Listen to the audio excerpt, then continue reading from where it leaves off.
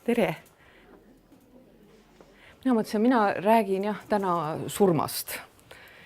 Ja mind selle loo juures ja üldse oma töös on hästi palju inspireerinud inimeste lood. Inimeste lood, see, mida inimene räägib või elab.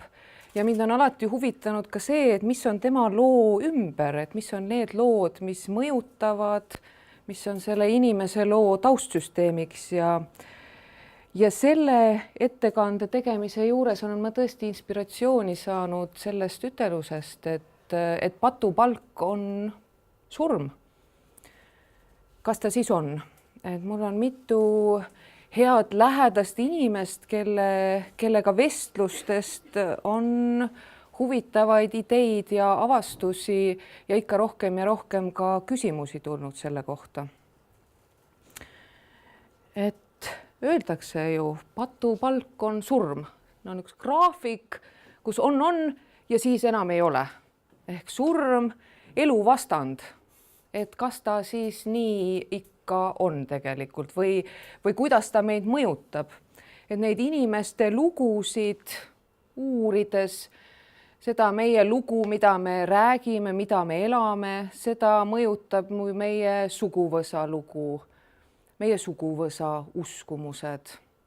Seda mõjutab kogu see lugu, mis on meie rahvuse infoväljas. Usk on ka olnud üks minu mind huvitavatest teemadest, kus on tulnud nii küsimusi, vastuseid, et inimestena meil on ju hästi oluline uskuda. Mõtleme, meid eestlasi peetakse, öeldakse, et me oleme ikka ateistid, siis öeldakse, et ega meid väga ei ole risti usustada ikka õnnestunud tänase päevani. Aga millesse me siis usume? Et kui mõelda seda, et mis on see, millesse ühiskonna tegelased, millesse nad usuvad, millest räägitakse, millele keskendutakse, siis huvitav on see, et tegelikult millest palju räägitakse, millele keskendutakse, mis on poliitilise debati objektiks. Tegelikult me usume majanduskasvu ju. Kui tehakse riigieelarvet, räägitakse olulistest teemadest, siis on hästi oluline teada ju, milline on majanduskasv. Kas ta on see, teine, et tegelikult meil ju usutakse siin lääne kultuuriruumis ja Eestis selle osana majanduskasvu. Ja see peaks garanteerima selle, et asju, materiaalseid väärtusi voolab meie ellu jätkuvalt juurde. Ja see vool järjest ju suureneb. Ja ühel hetkel kasv ja asjade tulek meie ellu, see peaks tooma õnne meie õuele ju. Et siis ühel hetkel, kui kasv on ära kasvanud, siis me saame õnnelikuks ju, peaks saama. Et kas see ikka on niimoodi? Et kui vaadata seda sama majanduskasvu ja seda, mis ühiskonnas tervikuna on toimunud, siis tegelikult, mida psühhoteraapia ringkondades ka ikka rohkem räägitakse, siis sajandi vahetusel avastati ju selline asi, et ühiskond on tegelikult hästi palju rikastunud ju viimaste sajandite jooksul. See tehniline progress on olnud ju tohutu, mis puudutab kõike tehnoloogiat. Aasta-aastalt see justkui kiireneb veel. Aga huvitav on see, et ega see inimeste isiklik õnn ja heaolu ei ole ju võrreldavalt kasvanud tegelikult. Et pigem vähenenud, turvatunnet inimestel ei ole ju väga palju juurde tulnud. Kui vaadata elu maa peal tervikuna, siis ega konfliktikoldeid ei ole ju väga palju vähenenud. Ja huvitav, kuhu see usk välja viib või mis selle taustal on, et me lähtume oma elus eeldusest, et ühel hetkel majanduskasv toob õnne meie õue peale ja heaolu saabub ühel hetkel. Et seda müüti või seda lugu on huvitav uurida ju, et kust, mis selle loo taustal on või mis seda lugu mõjutab. Ja siit jõuame ühe veel vanema looni või ühe veel vanema müüdini, et aeg-ajalt ollakse hästi uhked sellistes riigi tippude ja sellistes pidulikumates sõnavõttudes, et me kuulume siia lääne kultuuriruumi. Ja seda kultuuriruumi seisukohti või maailmavaadet mõjutab üks lugu, et kusagil seal kõrgel, kaugel on üks jumal, kes on meessoost ju. Ta on seal taevas, mina päris kunagi kohe kujutlesin, et kuidas ta seal, minu jaoks ta pilvedest kõrgemal oli veel. Et ta on seal üleval, kõrgel, kaugel, ta jälgib seda, mis siin maa peal toimub. Ja meie siin maa peal, meie peame selle eluga ise kuidagi hakkama saama. See on nii loomulik meile tegelikult, et see on osa meie maailmavaatest, et 2000 aastat oleme me selle idee sees elanud, et sellest ideest, ma arvan, on mõjutatud kõik meie eluvaldkonnad. Et ta on seal üleval, valitseb, jälgib, vaatab ja see toimub meile nii loomulik, et me isegi ei sea seda üldse küsimuse alla. See on nii loomulik, et kõik varasemad usundid, kus siin on üks ilus aia pilt, kus on vikerkaar ka, et sellised varasemad, selle monoteistlike usundite eelsed usundid, kus jumalaid oli palju, jumalate kõrval olid jumalannad ka ja siis oli veel igasuguseid pühasid olevusi, kes elasid meie aias ja kodus, ahjualused olid põllu peal, viljaaidas. Et tegelikult aeg-ajalt sellistes pöördumistes neid varasemaid usundeid nimetatakse kuidagi naivistlikeks või lapselikeks või, et kui tuleb juttu ka tänapäeval pärismaalasteks, et siis pärismaalastest, siis nemad on kuidagi sellised naiivsed ja lapselikud. See on kuidagi ebaküps. Mõnikord seda peetakse isegi ohtlikeks, et uskuda igasuguseid olendeid. Aga see on väga huvitav, et see on üks maailmavaade. See on see, mis meid kõiki mõjutab ju. Et siit jõuame tegelikult selle juurde, et kui see jumal, kes on nii-öelda see ametlik meesterahvas seal üleval või meessoost või ütleme meheliku energiaga, et tema on nii kõikvõimas, ta on nii perfektne, ta on nii igavikuline ja tema jälgib sealt ja tamas ta on meile inimestele andnud oma käsud, korraldused, et me peame olema sõnakuulelikud, neid käske, korraldusi jälgima. Ja samas meie siin elus maa peal, et kui on torm alles oli siin ju, kui on torm, kui on lumetuisk, et siis ikka minule hästi meeldib, mina lähen selliste ilmadega ikka õue, kui on vähegi võimalik ja mere äärde, kui on vähegi võimalik. Ja selliste loodusjõudude küüsis, meil on küll elekter ja internet ja kõik on olemas, aga kui midagi sellist juhtub, et siis me oleme pagan ikka nii pisikesed tegelikult siin selle suure imeteo sees. Et kuidas siis oma sellise haavatavuse ja ebatäiuslikkusega siin hakkama saada või kuidas selle perfektse ja täiusliku ja eksimatu olendiga üldse suhelda või suhtestuda. 7 surmapattu sellest samast loost pärit, et mis tegelikult juhtub inimestega, kui rida selliseid väga inimlikke kogemusi tembitakse surmahirmuga. Ma panin siia kirja, mida on peetud 7 surmapatuks. Need on lihaimu, iharus, kiim, laiskus, aplus, kadedus, ahnus, viha, uhkus. Siis ühes käsitluses oli veel meeleheide heitlikkus. Öeldakse ka, et naistele on nad rohkem omased, et naised kipuvad tavaliselt patusemad olema kui mehed. Truudusetus, rumalus. Et kui vaadata need, siis mingis mõttes need on ju väga inimlikud kogemused. Aga mis juhtub, kui neile pookida külge või panna juurde seda hirmu? Kui nad on patud, siis nad on seotud kuidagi karistusega või valesti tegemisega, kui neile panna juurde lisaks hirmule veel süütunnet. Et kas see siis selle inimese elu teeb siin maa peal lihtsamaks või keerulisemaks?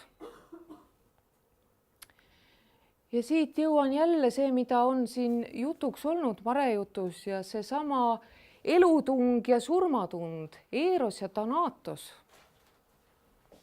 Et kui vaadata inimese elu siin maa peal, siis lapsi ja ilma sündides, ega tema ei tea, et tema on nüüd emast ja kogu sellest ülejäänud maailmast eraldi. Et tema esialgu ju hakkab kogema ja õppima seda maailma iseenda füüsilise keha kaudu ju. Ja see esimene kõige olulisem õpetaja on see ema, kes on. Kui ta on, siis on hea, soe, turvaline, piima voolab, rahu, mõnus, mis seostub elu mõnuga, tungidest seostatakse seda Erosega. Aga see olukord, kui ema ei tule või ei ole temaga seoses seda rahu ja turvatunnet, ehk kui kõik see, mis on hea ja elu andev, kui kõike seda ei ole, siis on väga kole. Siis seda seisundit, seda tungi võib kirjeldada Thanatosena, surmatungina, ehk elu ei ole. Ja võime öelda, et need kaks baasilist seisundit või tunnete alget võime öelda selle lapse esimestel elukuudel, et tegelikult need on baasiks meie kõigile ülejäänud tunnetele ja tundevarjunditele, mida me elus kogeme.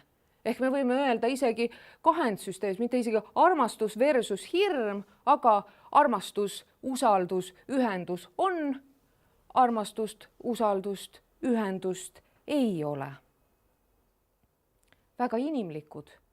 Ja siit jõuamegi see väga eksistentsiaalse paarini, mis meie elu mõjutavad, läbi meie avalduvad. Eros ja Thanatos, elutung, surmatung, eluenergia, ühenduses olemine, elus olemine ja selle vastand. Kuidas nendega elus siis hakkama saada? Kuidas elada nende kahega? Aga mind selle teema juures on hästi inspireerinud ja andnud sellisest traditsioonilisest vaatest natuke teistmoodi vaadet üks meie Eesti enda suurmees, kelle nimi on siin Hugo Albert Masing, aga kes ühel hetkel vahetas oma nime Uku Masinguks. Vaatasin, et mina olen ka nende vastandite ühendamisega seda esitlust tehes keeruline olnud, et kui on pildid, siis on pildid, aga kui on tekst, siis on tekst. Et selle peale ma ei tulnud, et Uku pilt ka siia panna. Aga ma arvan, et tema on kindlasti üks meie Eesti suurmeestest. Tema on teoloog, ta on alates 1937 oli Tartu Ülikooli võrdleva usundiloo professor, aga ka filoloog, orientalist, folklorist. Väidetavalt oli polüglott, muuhulgas ta rääkis heebrea, kreeka, ladina keelt, õppis semiidi keelt, õppis polüneesia keeli. Ja 70-ndatel, 80-ndatel aastatel tegeleski ta folkloristikaga. Ta on kirjutanud ka hästi toreda raamatu keelest ja meelest ja tema on uurinud just seda, kuidas inimese selline elutunnetus avaldub läbi keele, kuidas keel, usk, elutunnetus omavahel on seotud ja kuidas need üksteist mõjutavad. Ja tema isegi ei räägi mitte niivõrra usust ja maailmavaatest, aga ta räägib hoiakust just, et see inimese suhe loodusega, et seda võib sellise soodumuse või hoiakuna kirjeldada. Ja tema oli üks, mis mulle eriti meeldis, ma olen sama meelt, et mina teda väga armastan.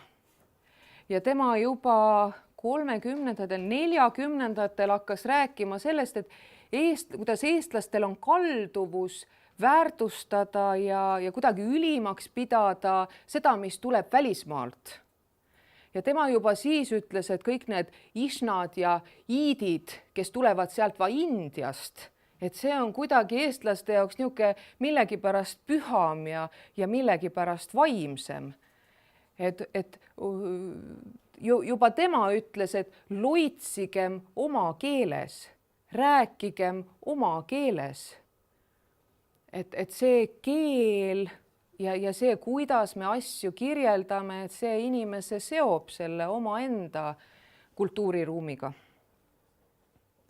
Ja tema on huvitaval kombel võrrelnud ka mõtteviisi ja hoiakut, mis on omane, ta nimetab boreaalsetele rahvastele, põhjarahvastele, mille hulka ta loeb siin soome-ugri rahvad, siin Euroopa metsavööndi, kuhu ka meie kuulume, soome-ugri rahvad, Siberi rahvad ja ta ütleb, et ka indiaanlastel on samu jooni tegelikult ja mingid jooned ka sealt Hiinast ja Tiibetist ja tegelikult ka Indiast, et sealt on midagi sarnast selles eluhoiakus. Aga ta ütleb, et just see põhjarahvaste, ugri ja Siberi rahvaste maailmavaade, keel ja see, kuidas me läbi keele ennast väljendame, et see on hoopis erinev sellest, nagu ta ütleb, üks tervemõistuslik eurooplane. Et see maailma tunnetus ja maailmast rääkimise ja maailma peegeldamise viis on täiesti erinev. Ja selleks, et sellest erinevusest aimu saada, ma loen teile ette ühe loo. Ta ütleb, et just ka muinasjutud ja lood ja müüdid on hästi head asjad seda märkamaks, sest need ju kirjeldavad maailma läbi nende väljendusvahendite, mis on meile omased. Ja ütleb, ka lood on nii väljendusvahendid kui teinekord ka abivahendid, mis aitavad inimesel ikka rohkem ja rohkem, tänapäeval me võime öelda, targemaks saada, terviklikumaks saada või osavamaks saada. Ja nüüd õues selline pime aeg juba, et kujutle nüüd, et sul on kõht täis. Kui meil on siin kamin, siis me teeme kaminasse tule ja siis sa paned ennast siin tooli peal mõnusasti istuma ja ma loen ette ühe loo sulle. Ja lugu on selline. Vanem õde toidab väikest õde kalapüügist. Kui väike on kasvanud suuremaks, tahab väike ise minna jõele. Vanem hoiatab, et ta ei eksiks, oskamata tulla tagasi. Noorem tõotab olla valvas. Ta leiab mõrrast saarma, lööb saarmat teibaga. Saarmas kaob. Tüdruk laseb mõrra tagasi. Järsku tõuseb tuul, hakkab lund sadama. Jäljed on kadunud. Ta ei teagi, kust ta on tulnud. Kuid sääl on üks väga tallatud rada. Ta läheb seda rada pidi, kuigi teab, et see ei ole tema rada. Õhtuks jõuab ta ühte tühja hütti, kust hüüdmise pääle ei vasta keegi. Istub, mitte midagi ei tee. Ja siin on härra Masingu kommentaar, et Euroopa muinasjuttudes oleks sel puhul ilmtingimata pikalt kirjeldatud, mida head ta seal kõike teeb ja korraldab. Kommentaar lõpeb. Viimati tuleb mees, läidab tule, riputab tule kohale paja, valmistab sööki. paneb tüdrukule tüki liha puuhalule. Hommikul mees lahkub söömata. Tüdruk istub päev otsa hütis, ikka ei tee midagi. Õhtul tuleb mees ja kordub kõik samuti. Kuid nüüd, kui mees on pannud tüdrukule tüki ette, võtab ta tüki tagasi ja sööb selle ära. Tüdruk võtab mehe lihatüki. See tähendab, et sellest peale on nad naine ja mees. Kui hommikul mees metsa läheb, ütleb naisele, et tehku talle kindad. Tüdruk nutab, sest ta ei oska. Tuleb vanaeit ja pärib põhjust, miks ta nutab. Tüdruk räägib. Eit ütleb, ära nuta, tapa parem mu täiu. Annab oma noa talle ja tüdruk hakkab täiu tapma. See töö tehtud, raputab ta oma vanu kindaid ja käsib need riputada üles nööri peale. Ja sääl lähevad kindad uuteks. Eit ütleb, mees võib sulle nüüd öelda, et need pole sinu tehtud, need on mu nõidõe tehtud. Siis ütle oma mehele, et kui sul õde on kuskil, siis juhata mulle ometi teed sinna. Ma käiksin vahel ka päevaaegu tal külas. Aga mees ei ütle õhtul midagi. Järgmisel päeval kordub sama. Ainult sel korral mees tahab ülikonda. Tuleb üks teine eit ja kordub sama lugu. 3. päeval tahab mees kasukat ja saab õhtul selle ka. Aga 3. eide minekul tüdruk läheb välja vaatama, kuhu ta läheb. Ei ole ühtegi jälge, ainult lumekeeris. Kuid 3. õhtul käsib mees võtta 3 kaussi, täita lihaleemega ja viia oma õdedele. Naine ei küsi, kuhu, kuigi mõtleb. Väljub siis nende kaussidega ja näeb, et rada on olemas. Viib igale eidele, kes ta juures on käinud, 1 kausiga liha. Kõik soovivad talle hääd tulevikku ja lapsi. Uku Masingu kommentaar, Euroopa lugu siin koha peal lõppekski, aga Ugri lugu läheb edasi. Ja nüüd sünnib neil poeg, kasvab, hakkab juba väljas jooksma. Siis võtab ema ta kaasa metsa oksi korjama. Nad käivad nõnda mitu päeva. Ühel päeval näeb poiss metsas suitsu ja ütleb järsku, vanaema on tulnud, lähme talle külla. Ema keelab, me ei tohi minna, isa võib pahandada. Poiss lausub, ma ei ütlegi isale ja nad lähevad. Hütis on eit ja see keedab seedrioksi. Nad tulevad sealt tagasi ja nüüd räägib poiss ise isale hoopis, et nad on vanaemal külas käinud. Ja isa ütleb poisile, homme viime talle liha. Homme nad lähevadki 3. Viskavad oksad pajast välja ja panevad liha asemele. Päev otsa on nad eide juures külas. Õhtul, kui nad tagasi tulemas, palub see vanaema. Jätke poiss mulle, et saaksin sõnagi lausuda kellelegi. Jätke ta mulle, sest minul pole midagi naerda. Temaga kohe saakski naerda. Ja vanemad jätavadki lapse sinna ja lähevad koju. Natukese aja pärast pöörduvad, vaatavad tagasi, pole midagi, ainult tuul hööritab lund. Ja lugu ongi lõppenud. See on üks Sölkupi lugu, mille Uku Masing on kirja pannud, öeldes, et see on väga hea näide ühe õige ugri loo kohta. Ütleb, et kindlasti ühe tervemõistusliku indoeurooplase arvates see lugu on väga veider. Aga tema ütleb seda, et mis siis on soome-ugri lugude eripärad. kõigepealt lool justkui pole lõppu ja lool tegelikult justkui pole algust ka, et algab kuskilt peale, siis natuke aega räägitakse ja siis ühel hetkel nagu lõpetatakse rääkimine ära.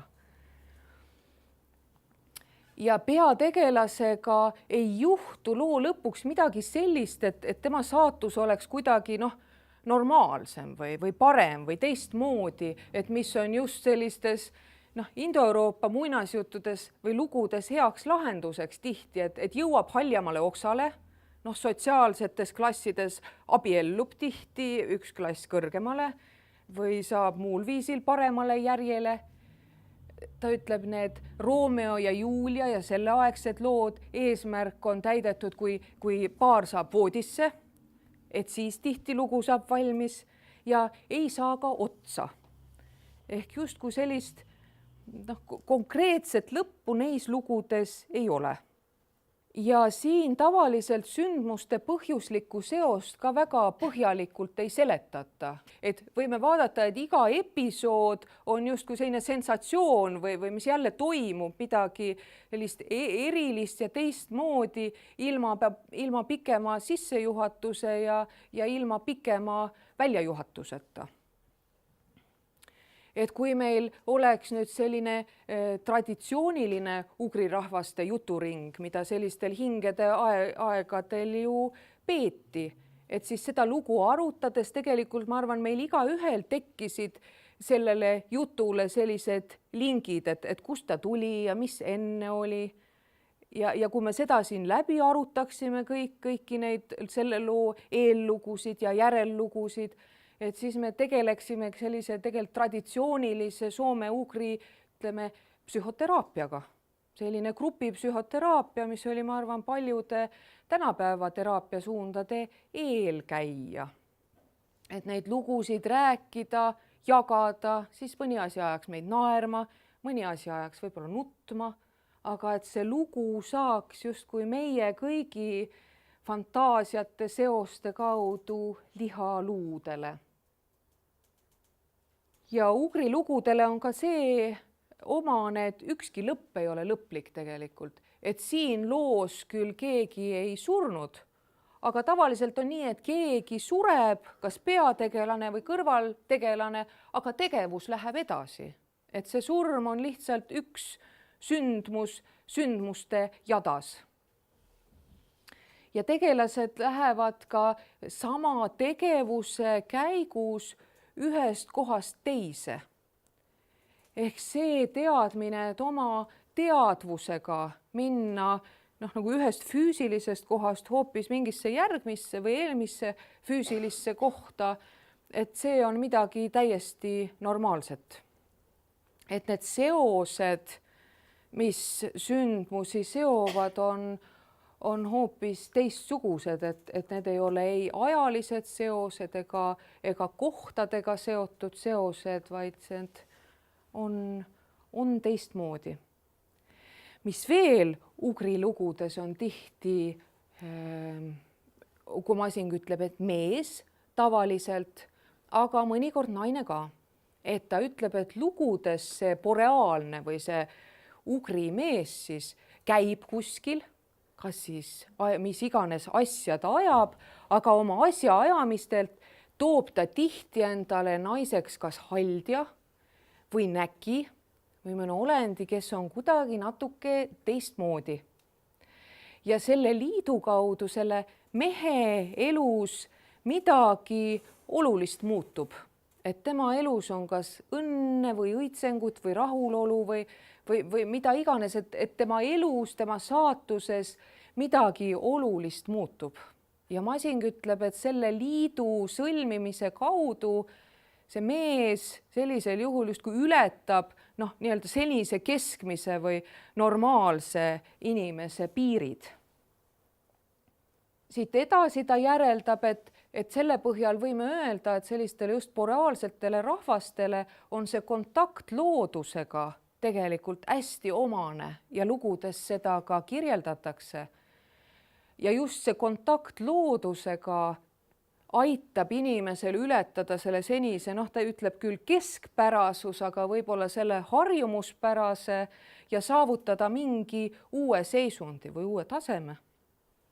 Ja seda asja lugedes meie siin, kes me transpersonaalsest maailmavaatest ja psühholoogiast räägime, et me võime ju öelda, et kui loo kangelane kogeb kogemusi, mis on tema isiksuse ülesed, transpersonaalseid kogemusi ja integreerib need oma igapäevaellu, siis võime öelda, et transformatsioon on toimunud. Ehk transpersonaalsed kogemused ja see, kuidas nad inimese elu võivad mõjutada, muuta, et need on sinna lugudesse sisse kirjutatud. Ja kindlasti ka see, et reaalsus on pidevalt muutuv ja muutlik. Et ta ütleb, kui sellele traditsioonilise indoeurooplasele on vaja, et reaalsus oleks kuidagi staatiline või olukorrad, kohad on niimoodi paigas, stabiilsus on oluline, ütleb Ugri lugudes, see ei ole oluline. Et nii loodusjõud, olendid, nähtused, kõik on muutumises, kõik on liikumises. Ja lood on tihti sellised, kujutleda neid sellise ringkäiguna või kordumistena, et see muutlikkus on läbi nende lugude nende inimestele hästi omane, sest lood ju kirjeldavad hästi seda maailmavaadet ja just seda hoiakut. Tema räägib sellest boreaalsest hoiakust. Ja ütleb, et ega see surm, et sellest oli eespool juttu juba, et ega see surm nagu midagi ei lõpeta või midagi ei muuda, ei jääjate elus väga ja mitte väga palju selle lahkunu elus ka. Ehk ta ütleb, et teinekord tegelastest, kui lugu on tükk aega kestnud, et ega siis ei saagi aru, kas tegelane on elus või surnud. Et nad võivad ühtaegu toimetada asju mõlemas reaalsuses. Kui mingil põhjusel üks tegelane seal nii-öelda surnute maal ei saa mingit asja aetud või vajalikku küsimust lahendatud, siis ta kasutab abiväge. Ehk ka see, et kogu see ilm on hingestatud, et abiväeg saab kasutada ju taimi, loomi, ehk abi on alati olemas igal hetkel. Ehk seal abiväge kasutades on ikka võimalik seal teisel maal ka vajalikud toimingud ära toimetada. Ja see, kas eestlased on individualism või kollektivism meil, et see on ju olnud hästi huvitav küsimus. Aga tema ütleb, et neile boreaalse hoiakuga inimestele on omane tegelikult individualism kollektiivis. Et individualism selles mõttes, need inimesed on hästi kohal. Me võime öelda, nad on hästi enesekesksed. Aga samas ühenduses selles mõttes, et nii teiste inimestega kui ka taimedega ja rebastega ja siilidega ehk selles enesekesksuses on omane see ühendus kogu selle ümbritseva hingestatud ilmaga.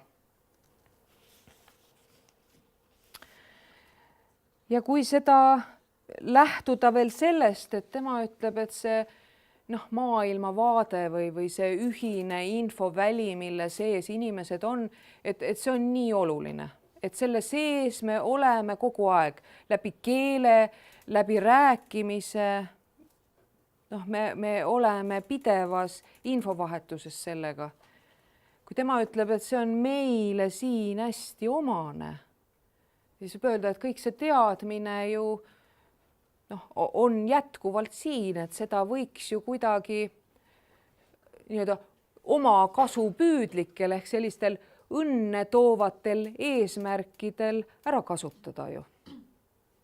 Et mina olen siit hästi palju inspiratsiooni saanud nii enda eluga edasiminekuks keerulistel hetkedel.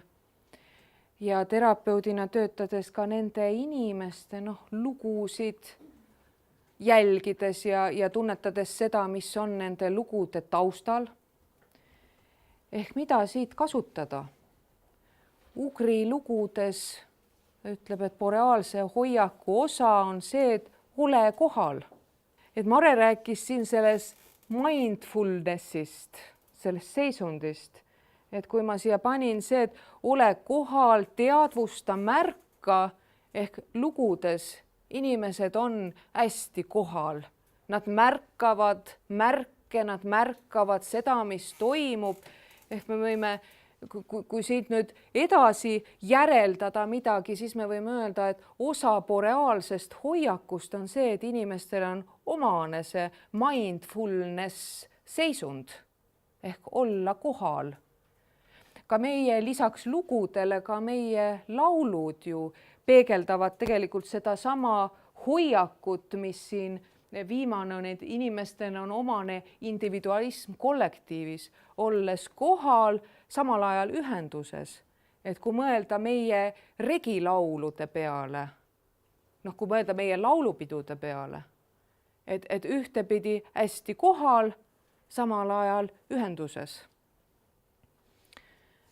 Et ma arvan, see, mida teeb, kui sul on olnud võimalus proovida laula regilaulu, eriti lahe, et see tuleb hästi välja siis, kui sa autos sõidad ja autos on rohkem rahvast, et seal saab teha seda just sellel kõige õigemal ja traditsioonilisemal viisil, niimoodi, et lauldakse seda, mis on. Ja üks laulab ja teised kordavad ja järgmisele tuleb idee veel, mida laulda, tema laulab, teised kordavad. Ehk mis selle mõju on see, et toob kohale sellesse olukorda, kus me oleme, mida me teeme ja ühendab need inimesed ära mingil väga erilisel viisil. Kogemus, patupalk, kui minna edasi, elada sellega edasi, siis see võib olla kogemus, uus seisund. See võib olla hoopis uutmoodi elamine, uutmoodi suhe maailmaga, uutmoodi suhe iseendaga. Mõelda, et siit edasi parafraseerides rohkem elu. Ehk olgem siit nüüd, kui selline soovitus või üleskutse võiks tulla, et olgem niimoodi rõõmsalt patused siis. Jah. Ja siia lõppu panin selle raamatuhunniku, mis mind inspireeris tegelikult sellel viisil, et oli mul laua all üks raamatuhunnik, mida ma välja ja jälle nihutasin. Aga soovitan lugeda Uku Masingut, et maailma mastaabis, meie enda mastaabis üks nii suur ja tore mees. Ja ajagem Eesti asja ka või mitte ainult Eesti, aga seda ugri või seda boreaalset asja siin. Sellised mõtisklused.